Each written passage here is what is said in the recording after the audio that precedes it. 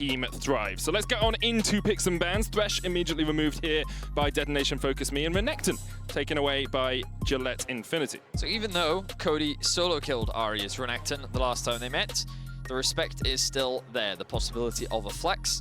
I like seeing Ebby on a carry. Yep. He has been fantastic this tournament. He has been an absolute pleasure to watch. His experience really paying off, I feel. He has been a long mainstay in the LJL, and I really think that he's having a great tournament. But let's see what carry he gets given this time around, and what else is prioritized. The Rumble going to be taken off the board. Expectations are that Infinity will look to ban away the Morgana. The Zoe ban. Ooh, what does that tell me? Tells you that Cody is a Zoe one-trick. Or has at least played a lot of Zoe I mean, yes, games. yes. Zoe, True. Syndra, Orianna, Victor, I think are his most played.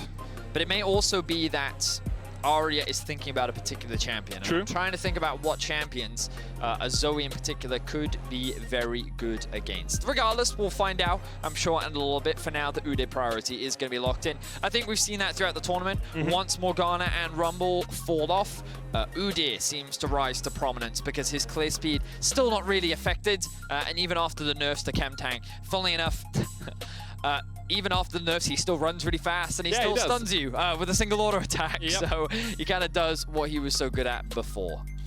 And we see the Lee Sin Kai'Sa locked in here for Gillette Infinity. Lee Sin seems to be one of the strongest top laners in the meta right now. His ability to gain lane priority, his ability to dive into the backline in teamfights works very well for Infinity here. And then alongside that, a diving buddy, Kai'Sa, always with that killer instinct, can get onto the backline. It does look like DFM are eyeing up the Tristana themselves though, and we'll lock that in. Okay. Want to know what's really good into Lee Sin top? Hit me. Nocturne? Yeah, I knew it. I knew it! Why do I fall into these traps every time? Nocturne, come on, show it to me. I'm a big fan.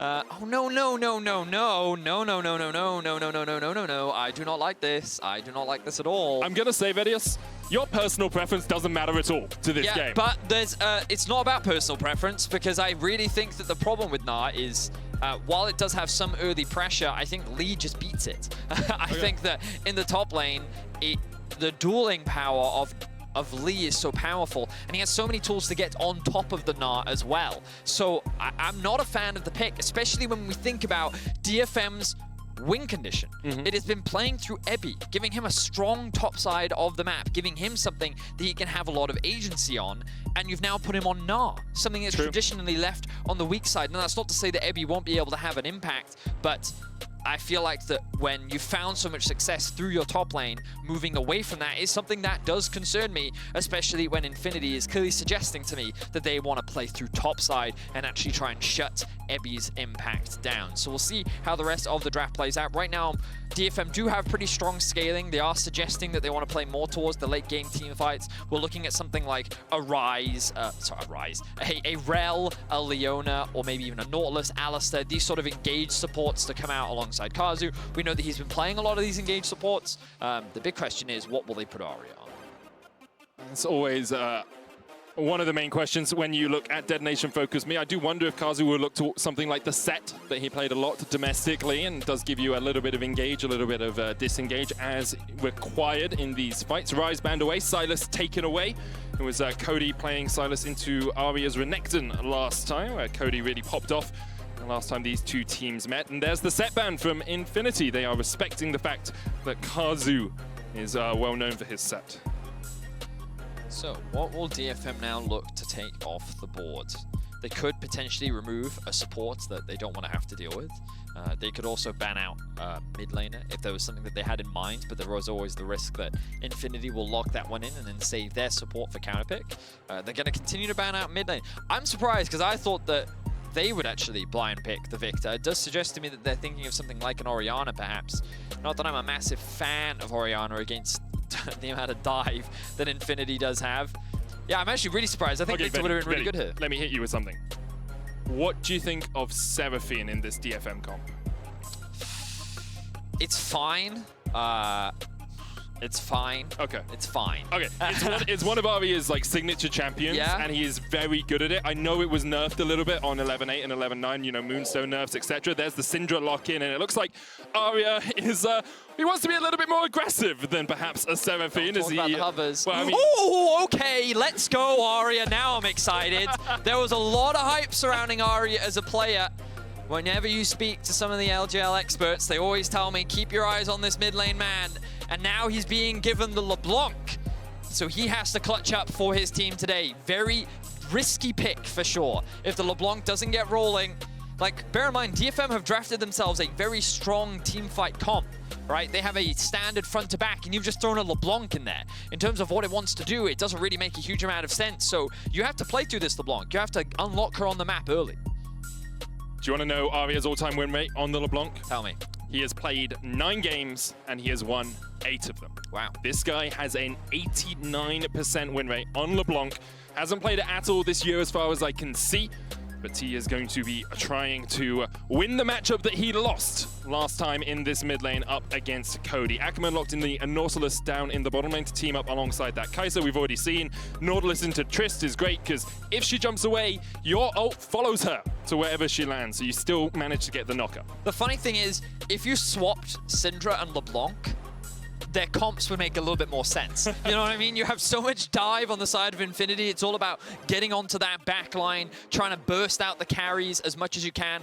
A LeBlanc would make sense in that, but I think Syndra's going to struggle to try and actually follow up on a lot of that. Of course, her ult plus E combo can be very threatening, whereas DFM have a little bit more of a standard front to back. You have so much front line with the Udyr, the Gnar, and the Alistar.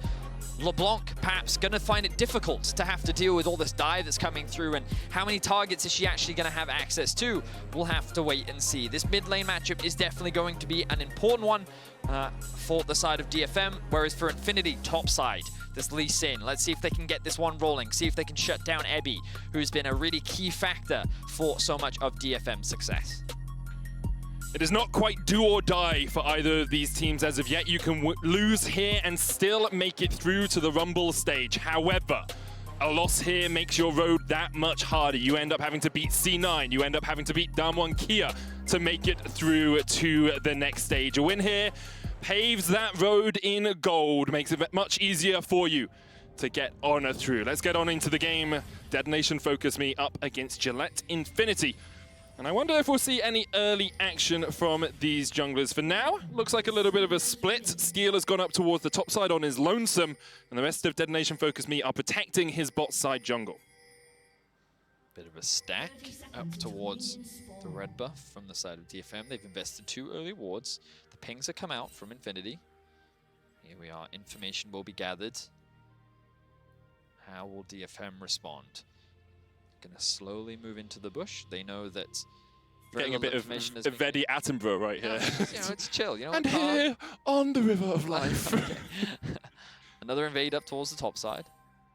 Oh, it's just, you know, calm early game. We had a very hype, exciting first game. I'm still coming down from the adrenaline of that one. Like, I'm just bringing the chill, bringing the mood down. So right now, it looks like Solid Snake looking to path from top side to bot, which does surprise me a little bit. We kind of expected the early path up towards the top side. Perhaps that is due to the fact that Infinity expects to have the prio in the bot lane 2 versus 2. We actually saw this 2v2 matchup in our last game.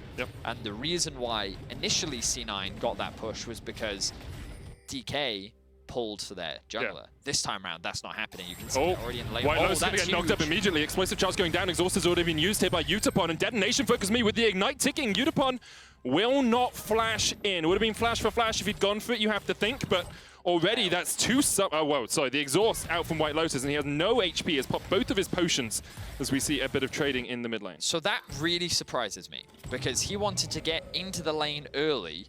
However, they had a ward on the enemy red buff. They should have seen that this duo was not pulling. So White Lotus just walks into melee range of an Alistar who has Q at level 1, and he's just like, yeah, hello, make this easy for us. The good news for White Lotus is he doesn't burn flash, but that priority will be lost, which means that contesting this bot lane early scuttle is going to be harder. I'm curious as to whether or not Steel will actually invade enemy bot sides. He has that ability. They could split the map here with the priority that Yutapon and Kazu do actually have. You can see they're already roaming up into the river. A little bit of information has been gained. He's not going to do it. All right, so they're just going to stick to the standard pathing for now. Yutapon and Kazu, the good news for them is they will have a wave kind of bouncing towards them, which will make it a little bit harder to gank. The risk of a dive is there, but against an Alistar, level 2 even can be a little bit risky. So yeah, okay, this Lee Sin has to be a little bit careful with Steel pathing up towards the top side. And again, Infinity should be aware of this. Bugax should know that he will not have jungle assistance. And with the wave where it is, Ebby's just kind of letting it push towards him. And kind of putting Bugax in that awkward position. Importantly, Bugax did use his ward for a ward jump trade in the top lane, so he doesn't have a ward to put down in that river, meaning that if we do see Steel going up there, Bugax will have to use his intuition and his game sense rather than any vision he could get on the enemy jungler. The warding totem, of course, has a little bit of a cooldown, so we'll be back up relatively soon. Steel takes the top side Scuttle Crab, Ackerman and White Lotus able to force Yutapon and Kazu away, as Solid Snake will get the bottom scuttle for himself. And I wonder if Steel will go the long way round here. We saw Blabber do it in the last game. Instead, he is just going to back away and get himself up towards that turbo chem tank. And we can see Solid Snake hovering around the bot sides. Yutapon and Kazu showing a lot of respect. And like, this is that stacking wave we were talking about, but of course, very difficult to actually dive it. So now what's going to happen is Infinity is going to look to reset. Ackerman's going to be back out on the map first. And so this is where mid laners now have to be careful, because anyone in solo queue probably will have experienced this before, and you're really confused as to why that level 3 Alistar is now suddenly in your lane. It's because their AD carry has gone back to base, and there's a little bit of time to have a look in your minimap. You can see Ackerman looking for that rope, and DFM, that risk of Kazu doing the same thing is also there, so Cody now looking for that reset. So the level 5 reset, very common for mid laners, has supports come on by, drop a little bit of vision, so very standard stuff so far here in the early game. And the expectation always is when you watch Gillette Infinity that most of their early game fighting will happen through the bot lane. I believe it was 78% of all of their kills at the 15-minute mark happened in the bot side of the map, in that bottom lane, a lot of them going over to White Lotus. And Ackerman is just setting up vision down towards this bot side river. So we'll see if Solid Snake works his way down here once again and tries to get the veteran carry on Infinity ahead. Always a possibility. I also want to note that Arya was forced to use his TP in that mid lane, largely because Cody was able to get that earlier back timer off. Of course, doesn't have the TP as well, running the Ignite, which is a little surprising to me in a pro play game. At first, I thought that he had Spellbook and he had swapped over to the Ignite, but he is just actually running it alongside the Electrocute. And the main reason why you don't run it in competitive play is because TP is OP. It is so good for things like priority, because if you mess up a single base, if you die in lane, if you do whatever, a mistake, TP can like rectify it and can actually mitigate a lot of it, whereas with Ignite, you don't. So it's a very dangerous summoner spell to run, and if you don't get any value out of it in the early laning phase, you won't get any value out of it at all, as that TP helped Arya get level 6 first, and now has forced a flash out from Cody. Cody has just hit level 6 himself. Steel and Evie looking for the dive here. Bugax gets the Dragon's Rage, has the kick to try and disengage. Steel's gonna run in. Bear slaps, but you have to feel Bugax should be able to walk his way out of this one with the Dragon Rage kick still available as Evie goes forward. Tries to get away, but the flash under the tower and the house landing on his face was enough. Detonation focus me with Burst Blood. Don't even think they needed that flash. The damage coming out from Evie would have been more than enough, but you know what? They're going to take it. First kill up towards the top side. I'm surprised that they haven't invested more towards Bugax. We already saw it from the very early jungle pathing. Solid Snake investing a lot of his time and resources down towards the bot side of the map.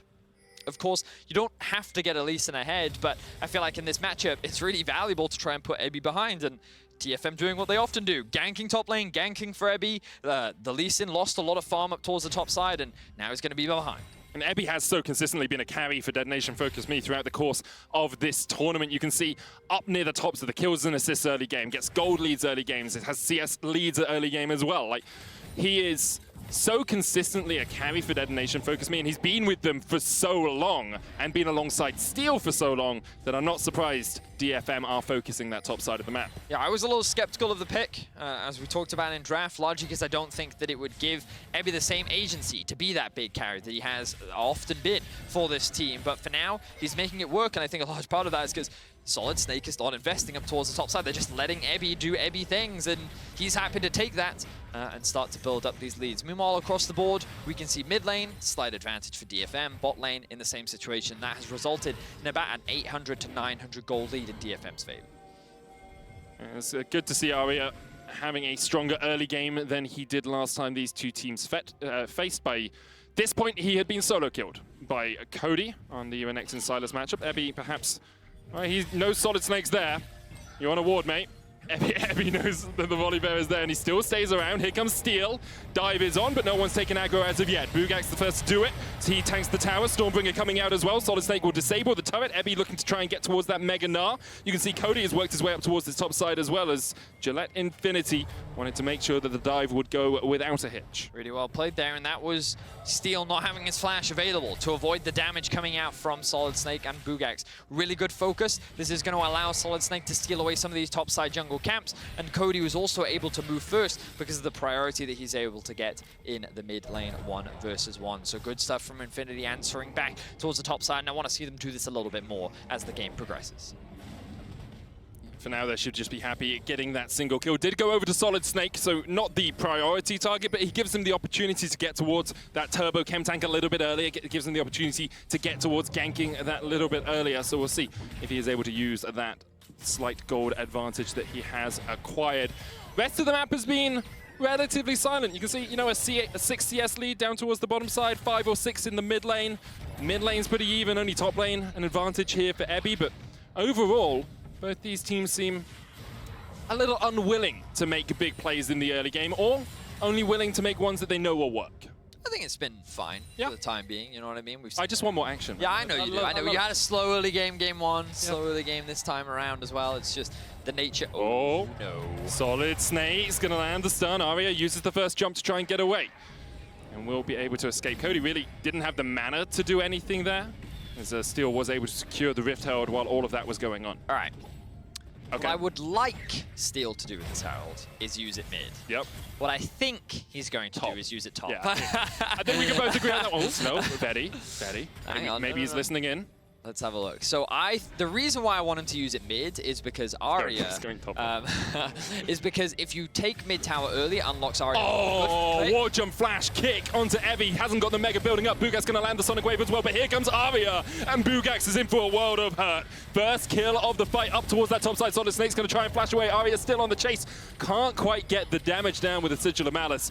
But now, Vetty, I can see something happening, and we did have a clue that it was going to happen. Rift Herald, you have to feel, is going to come down here from Steel. It's not a bad choice by any means. Of course, you're going to get a lot of money into the back pocket of Ebby. You're going to take the first tower of the game as well, and you're only going to further put behind this Lee Sin. So I don't think it's a terrible play.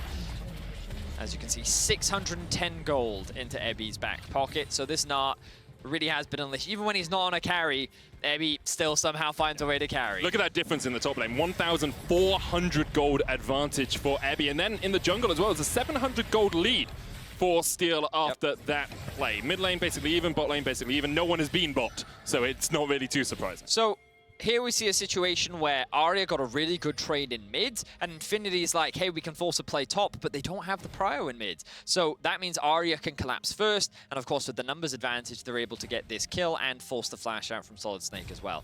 I was going to make a comment about TP versus Ignite, but in this situation, I think that the TP wouldn't have actually been available anyway for Cody. But regardless, we haven't yet seen him use that Ignite. True. And we'll see if it impacts more later on into the game, but really not a big fan of the Summoner spell choice, as Infinity will get themselves the first Drake of the game. Oh, they actually brought Bugax all the way down here as well to help solidify this one. He will lose a little bit more farm up towards the top side. Will give Ebby the opportunity to push out that mid. And now watch what happens mid lane, because this is something I have a huge amount of respect for Ebby for. He uses his top lane pressure to then roam to mid specifically. He often threatens dives, he'll often threaten ganks, and I think that it's just a great way in which top laners that have huge leads constantly going back to top, I think, isn't a great use of your time. Instead, use your lead to try and either punish enemy jungle or try and leverage your advantage and bring it into the mid lane. We often talk about they play through bot to mid, or they play through top to mid, and that is what DFM do. They play to get Evie ahead and then use his advantage. Bugax trying to trade here onto Steel. Ackerman's on his way as well. Smite goes down from Steel for the health, and Bugax will secure the red. Didn't go to Solid Snake, but of course, Bugax will be pretty happy having that on the Lee Sin. Oh, meanwhile, look at bot lane. We can see Arya has made the roam down. White Lotus has been left alone here. White Lotus still has Flash, uses the Killer Instinct first, and the chains don't connect. Good dodge there from White Lotus to survive, but because of it, he loses 2 plates on that bot lane tower, and you can see Cody working his way across from the mid lane, but Arya can just jump this wall. Ackerman is there as well, but won't be able to get there in time to do anything, and Steel caught the wave in the mid lane, so none of this CS is falling either. Cody does have Flash, is bear slapped, and here comes Arya looking for the chase, but Steel will just force Cody underneath the tower for now. Really good stun from Cody. He doesn't stun the Udyr, he stuns Arya mid-dash as well. Largely to deny any potential follow-up. He knew that he could walk out because he had the Merc Tread. So really good awareness there from Cody.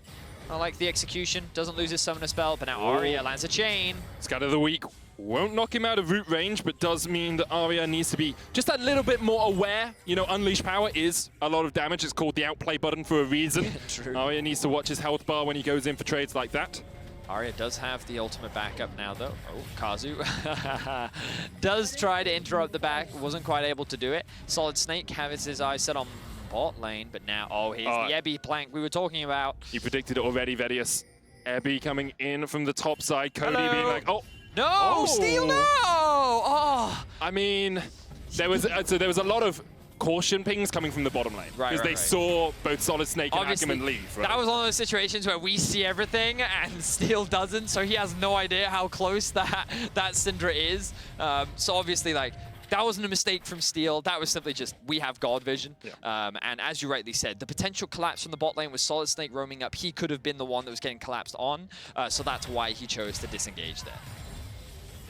For the moment, Detonation focus me with a 2,500 gold lead, Vedius, extending that almost up to 3K at the 14-minute mark. And it hasn't been bloody. It hasn't been skirmish heavy. It has been turret plates going down in the top lane, turret plates going down in the bottom lane, and these small methodical advantages that they have gained. Kazu now shadowing Arya in the mid lane because they feel Infinity might want to do something. Scatter the Weak coming out. Dredgeline bends around the terrain, but Kazu is still able to flash away in time.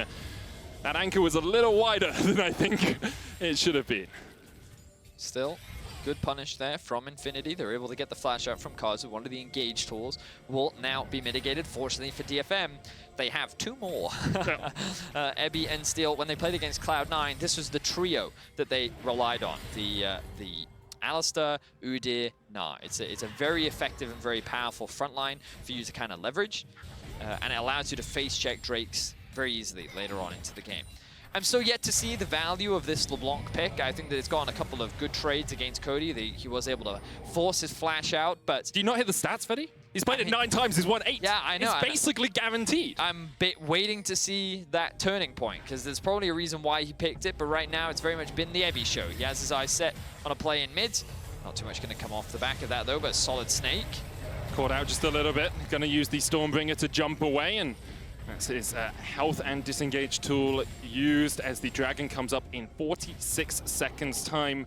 Detonation focus me still struggling a little bit to crack this mid lane tower. You talked about it earlier when they used the Rift Tower. Top, breaking open mid is just so strong when you have something like a LeBlanc, because you can hide in the pockets of vision that you then create.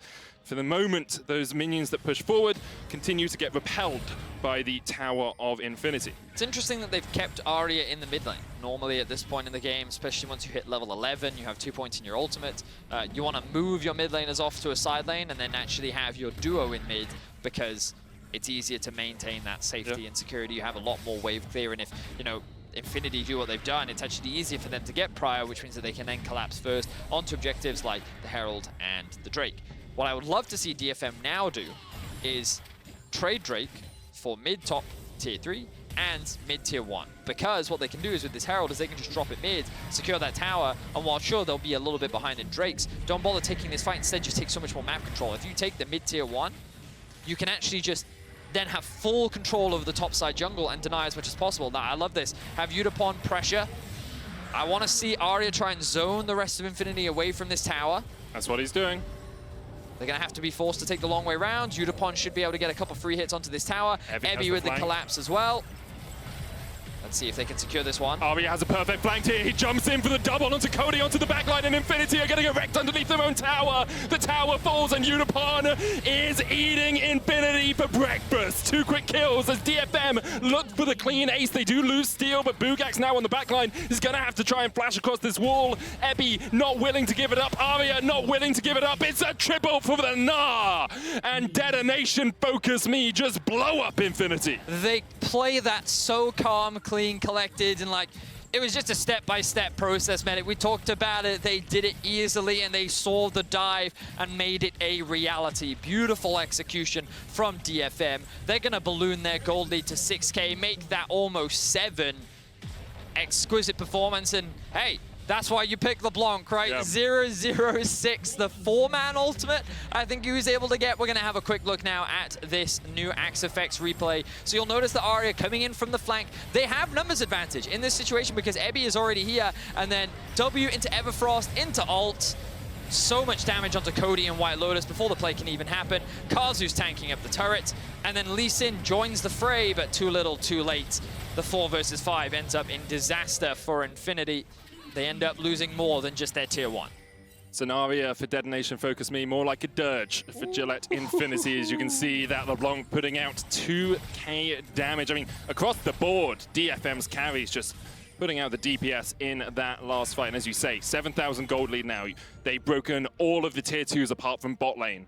Infinity, it's such a hard road back here because you don't own your own jungle that much anymore, as DFM can push up and get the vision line. You don't have a mid laner who can pressure in the side lane because you don't have TP on Cody anymore, like at all, because he took the Ignite, right? And so you have these 2 threat points of Ebby and Aria, and you then have to deal with Udapon, who has 2 items finished on this Tristana.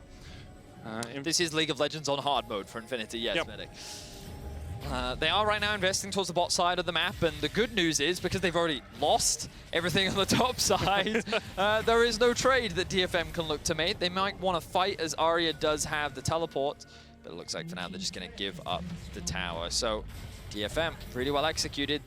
If they win this game, they will tie up with Cloud9 at 2-2 in the group. It's only going to make that matchup later on in the day so much more important. But you also mentioned Infinity. If they lose this game, they're not completely out just yet. Not guaranteed out, but it's a much more difficult road for them. They'd have to beat Cloud9 and Damwon Kia, and that doesn't seem like the easiest thing to do, especially after Cloud9 took down DK earlier on today. Baron up in 7 seconds time. We talked about the vision line, Vedius. Infinity can see nothing. They have 1 ward near or in that top side tri-bush. Apart from that, they really don't have anything anywhere near the DFM jungle. And with Ebby pushing in the bot lane, Udapon's working his way across here. Tristana's so good at taking towers with the explosive charge. Bugax all on his lonesome trying to defend, but the stride breaker into the wallop, and Bugax is on the menu for DFM. Another quick kill for Detonation Focus Me as Steel secures it. That's the tower as well. They're actually pinging towards the inhibitor tower here because they know Cody is in the top lane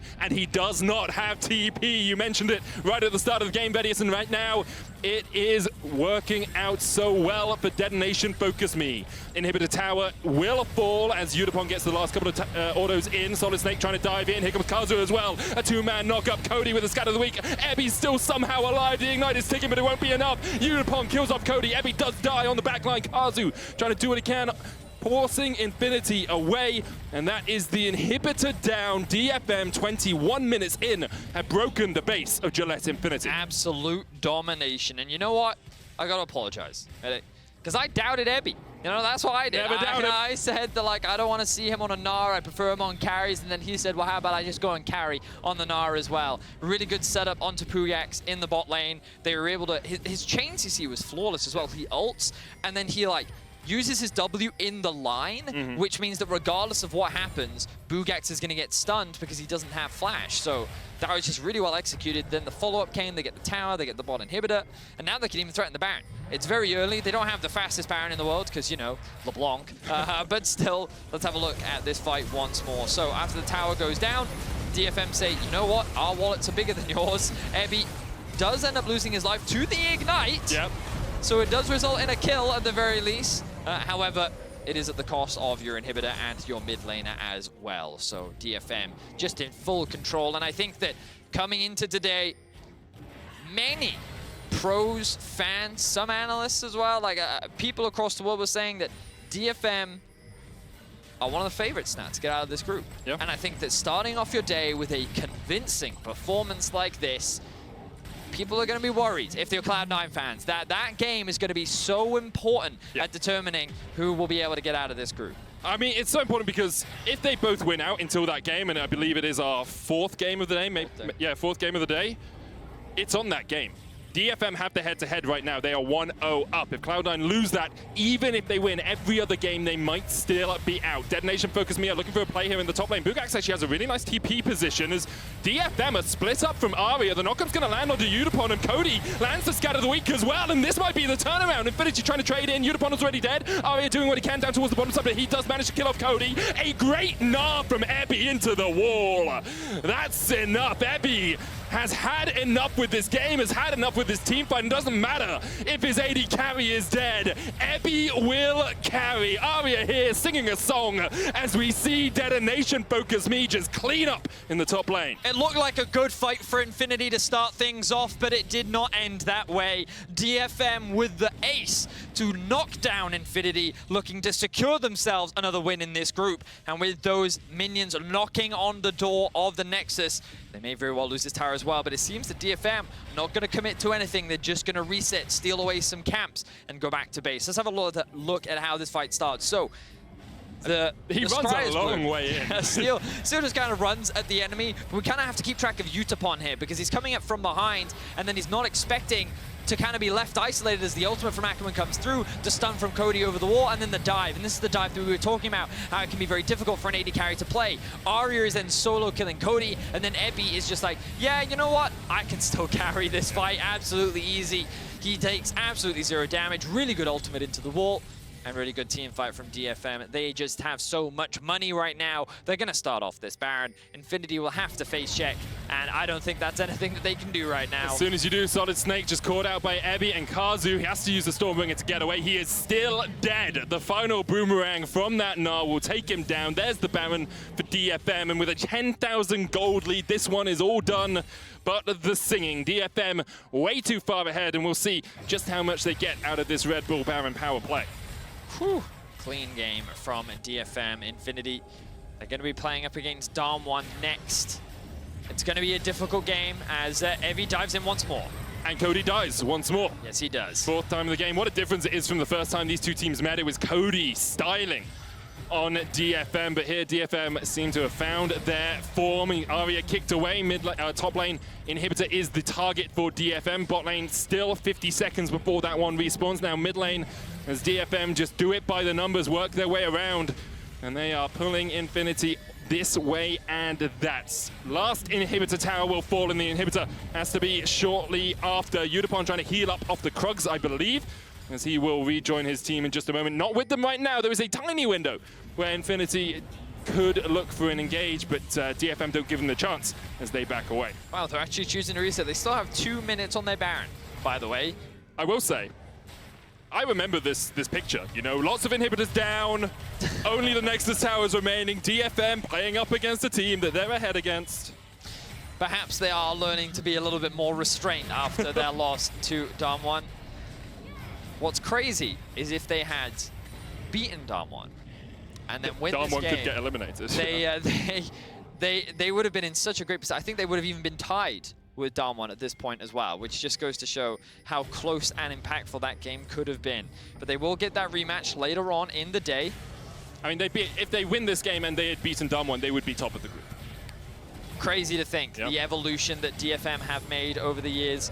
The LJL slowly on the rise, and they're looking to get themselves another big win here. Yeah, Ackerman looks for the hook, but Ebby is just too darn tanky. Ackerman first to fall, Kazu going in, Udapon diving forward, and DFM have had enough of this. White Lotus falls, Ebby gets a double. He's looking for more as he chases Bugax, Cody, and Solid Snake back onto the fountain. DFM will close out a convincing win. The Gnar on the fountain, he goes godlike. And Detonation Focus Me will take down Infinity. 11-2-4 for Ebby. That just shows me that it doesn't matter what champion is on. Ebby's just a carry player. This man has had such a huge impact for his team. The resources that they give him are not wasted. He is just so effective on the map. We got to see Arias LeBlanc maintaining a very impressive win record. DFM are feeling confident right now, and it was a single fight that blew this game open, and they just snowballed off the back of it. Impressive stuff. I am so excited to see DFM rematch against Cloud9 and Damwon later on in the day. But next up, Infinity.